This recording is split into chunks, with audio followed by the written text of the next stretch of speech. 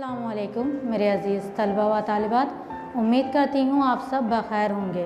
मैं आपकी उर्दू की मौल्लिमा आपके इस उर्दू के क्लास में आपका खैर मकदम करती हूँ। तो चलिए आज का क्लास हम लोग शुरू करते हैं। आज के हमारे इस उर्दू के क्लास का अनवान है हरूफ़े तहज्जी, यानी आज हम लोग इस उर्दू के क्लास में हुरूफ़ तहज्जी के बारे में मुताला करेंगे और जानेंगे कि इस हुरूफ़ तहज्जी अलिफ से लेकर या तक इन हरफ़ों की अदायगी किस तरह से करनी है।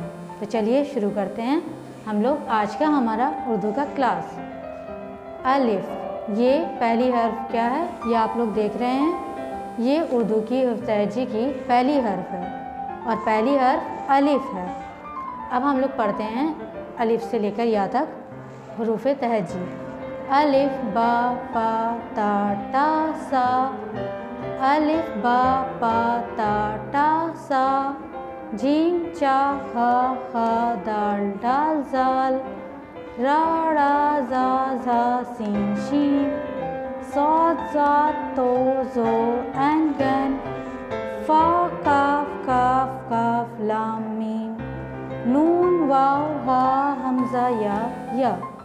तो ये थे हमारे हुरूफ़ तहज्जी उर्दू के अलिफ से लेकर या तक और इनकी कुल तादाद 37 है। अगर आपसे पूछा जाए कि हुरूफ़ तहज्जी में उर्दू की उर्दू में हुरूफ़ तहज्जी में हर्फ की तादाद कितनी है, तो क्या बताइएगा आप लोग? 37 है, जिसे हम अंग्रेज़ी में 37 कहते हैं। उम्मीद है आपको समझ में आ गया होगा। हुरूफ़ तहज्जी में हर्फ की कुल तादाद 37 है। अब हम लोग इन हरफ़ों को किस तरह से अदायगी करनी है, किस तरह से पढ़नी है, हम लोग जान लेते हैं। तो चलिए मेरे साथ आप लोग भी पढ़िए। ये उर्दू की हुरूफ़ तहज्जी की पहली हर्फ कौन सी है? मैंने अभी आप लोगों को बताया था, ये है अलिफ। जी बिल्कुल सही, ये है अलिफ। उसके बाद ये जो दूसरी हर्फ है ये है बा। ये बा जो है हुरूफ़ तहज्जी की दूसरी ख़ानदान हुई। ये दूसरी ख़ानदान जो है वो बा की ख़ानदान होती है, ठीक है। ये जो है बा, पा, ता, टा और सा, ये देखने में सब एक जैसे लगते हैं, इनकी शक्ल जो है वो एक जैसी है, लेकिन इनमें फ़र्क जो है सिर्फ नुक्तों का है। अब वो नुक्ते कहाँ हैं और कैसे हैं और इनमें किस तरह की फ़र्क है, चलिए हम लोग जान लेते हैं। तो ये जो है हुरूफ़ तहज्जी की दूसरी हर्फ है बा, मैंने आप लोगों को जैसे भी बताया। तो ये बा के नीचे एक नुक्ते हैं, ये आप लोग देख रहे हैं। उसके बाद जो है हर्फ है पा। पा के नीचे कितने नुक्ते हैं बताइए? जी, पा के नीचे 3 नुक्ते हैं, 1, 2 और 3। उसके बाद है ता।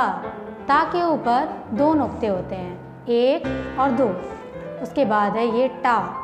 ता और टा में हमें इस आवाज़ का बिल्कुल ख्याल रखना है कि ता हम हल्की आवाज़ में पढ़ेंगे, लेकिन टा हमें थोड़ी आवाज़ को बुलंद करके और थोड़ी मोटी आवाज़ में पढ़नी है। उम्मीद है आपको ये टा और ता में फ़र्क समझ में आ गया होगा। उसके बाद हम चलते हैं ये सा। सा के ऊपर कितने नुक्ते होते हैं, ये आप लोग देख रहे हैं। जी, सा के ऊपर भी 3 नुक्ते होते हैं, 1, 2 और ये 3। तो ये थे हुरूफ़ तहज्जी के पहले ख़ानदान बा के ख़ानदान।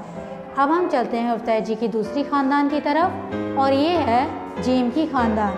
हुरूफ़ तहज्जी की उर्दू की हुरूफ़ तहज्जी की दूसरी ख़ानदान कौन सी है? जीम की ख़ानदान। अब जीम की ख़ानदान में कितने हर्फ होते हैं? तो जीम के ख़ानदान में 4 हर्फ होते हैं। पहली हर्फ है जीम।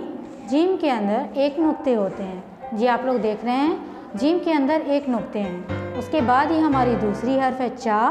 चा के अंदर 3 नुक्ते हैं, यह आप लोग देख सकते हैं, 1, 2 और 3। अगर आपसे पूछा जाए कि हर्फ चा के अंदर कितने नुक्ते होते हैं, तो आप लोग क्या बताइएगा? 3 नुक्ते होते हैं, बिल्कुल। उसके बाद ये हा। हा बिल्कुल खाली होती है और हा को हमें हलक से थोड़ी मोटी आवाज़ में पढ़नी है। हा में किसी भी तरह की कोई नुक्ते नहीं होते हैं, ये खाली होती है। उसके बाद आते हैं हम खा पर। खा को हमें हलक से पढ़नी है, खा।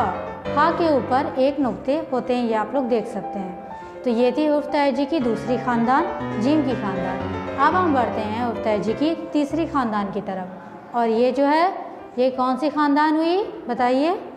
अच्छा, ये ख़ानदान दाल की ख़ानदान हुई। दाल की ख़ानदान में 3 हर्फ होते हैं, जैसा कि आप लोग देख रहे हैं। दाल, डाल, डाल के ऊपर छोटी तो बनी है, इसे हम डाल पढ़ेंगे। उसके बाद है ये जाल, जाल के ऊपर एक नुक्ते होते हैं, तो ये हुर्फ तहज्जी की तीसरी ख़ानदान हुई। अब हम बढ़ते हैं हुर्फ तहज्जी की चौथी ख़ानदान की तरफ, और ये कौन सी ख़ानदान है? जैसे कि आप लोग देख सकते हैं, ये किसकी ख़ानदान हुई? रा की ख़ानदान। रा के ख़ानदान में कितने हर्फ होते हैं? 4। जैसा कि आप लोग देख रहे हैं, रा के ख़ानदान में कितने हर्फ हुए? 4।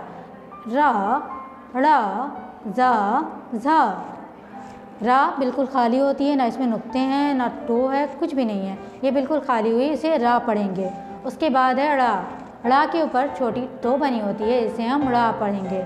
उसके बाद है ये ज़ा, ज़ा के ऊपर एक नुक्ते होते हैं, और ये झा, झा के ऊपर जैसा कि देख सकते हैं आप लोग, ये 3 नुक्ते होते हैं। उसके बाद यहाँ से हमारी जो है हुर्फ तहज्जी की जो ख़ानदान है वो यहाँ पर मुकम्मल होती है। अब यहाँ से हमारी हुर्फ तहज्जी उर्दू की जो है, यहाँ से हमारी जोड़ी शुरू हो जाती है, और ये जोड़ी, पहली जोड़ी जो है वो सीन और शीन की है। इन दोनों की शक्लें जो है बिल्कुल एक जैसी हैं, इनमें फ़र्क सिर्फ नुक्तों का है। इनमें भी सीन देखिए जैसे बिल्कुल खाली है, और ये शीन है तो इसके ऊपर 3 नुक्ते हैं।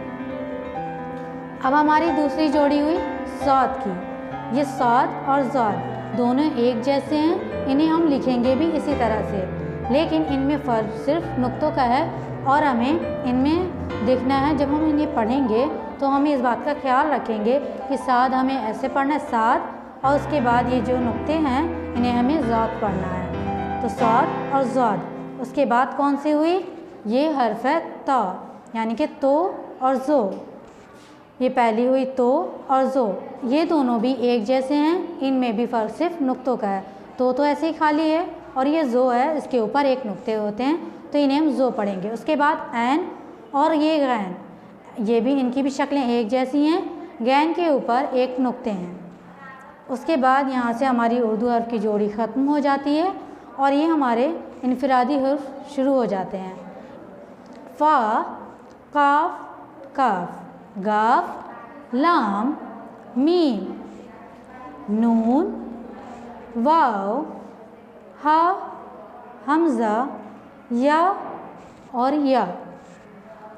तो हम लोगों ने हुर्फ तहज्जी मुकम्मल कर लिया, लेकिन इससे कबल हमें ये भी जानना है कि ये जो हमारे हुर्फ तहज्जी हैं, ये देख रहे हैं आप, फ़ा, काफ, लाम, मीम, नून, वाव, हा, हमज़ा, या, ये सब जो हुर्फ है ये इनफरादी हुर्फ कहलाते हैं। अब इन्हें हम इनफरादी हुर्फ क्यों कहते हैं, ये आप लोग जान लीजिए। इनफरादी हुर्फ इसलिए कहते हैं क्योंकि यहाँ पे जितने भी हर्फ हैं इनकी जो है ख़ानदान है और जोड़ी है, लेकिन फ़ा, काफ और ये लाम, मीम से लेकर या तक ये सभी हुर्फ जो है वो अलग हैं, इसीलिए हम इन्हें इनफरादी हुर्फ कहते हैं। तो ये हम लोगों ने अलिफ से ये तक आज जान लिया। अब हम ये जानेंगे कि ये देख रहे हैं आप लोग, अलिफ, वाव और या, ये क्या होते हैं उर्दू में हुर्फ तहज्जी में, क्या आप लोग जानते हैं? ये उर्दू के हुर्फ तहज्जी के मसूते कहलाते हैं। अब आप लोग सोच रहे होंगे कि मसूते क्या होते हैं, तो चलिए मैं आप लोग को बता देती हूँ। ये जो आप लोगों ने अभी देखा, अलिफ, वाव और या, ये उर्दू के हुर्फ तहज्जी के मसूते कहलाते हैं। और मसूते हम उन्हें कहते हैं जैसे कि वॉवेल होती है ना अंग्रेज़ी में, जिन्हें जैसे कि ए, ई, आई, ओ, यू, इसी तरह से हमारे उर्दू के हुर्फ तहज्जी में भी वॉवेल होती है, और उन वॉवेल को हम मसूते कहते हैं। जैसा कि मैंने आप लोगों को बताया उर्दू के मसूते, तो आइए हम लोग देख लेते हैं ये मसूते क्या होते हैं। जैसा कि मैंने बताया, मसूते यानी कि वॉवेल, ये उर्दू के वॉवेल होते हैं। ये देखिए, ये क्या है, ये आप लोग तो जानते होंगे, ये कौन सा हर्फ है? हर्फ अलिफ। इसके बाद ये कौन सी हर्फ है बताइए जी? ये हुई हर्फ वाव। और ये कौन सी हर्फ है? या। और ये या। जी बिल्कुल, आप लोगों ने सही बताया। तो ये हुए उर्दू के मसूते, अलिफ, वाव, या और या। तो उम्मीद है आप लोगों को ये मसूते समझ में आ गए होंगे। आपसे कोई पूछे कि उर्दू में मसूते कौन कौन से होते हैं, तो क्या बताइएगा?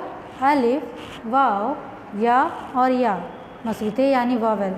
तो उम्मीद है आपको आज का हमारा क्लास समझ में आ गया होगा। जैसा कि आज हमने अपने इस उर्दू के क्लास में हुर्फ तहज्जी के बारे में जाना और उर्दू के मसूते यानी वॉवेल के बारे में जानकारी हासिल की। तो उम्मीद है कि आपको आज का हमारा क्लास पसंद आया होगा। मज़ीद इसको समझने के लिए, जानने के लिए इस वीडियो को देखते रहें और हमारे इस KCMS एजुकेशन चैनल को सब्सक्राइब करें। तब तक के लिए अपना ख्याल रखें। खुदा हाफिज़।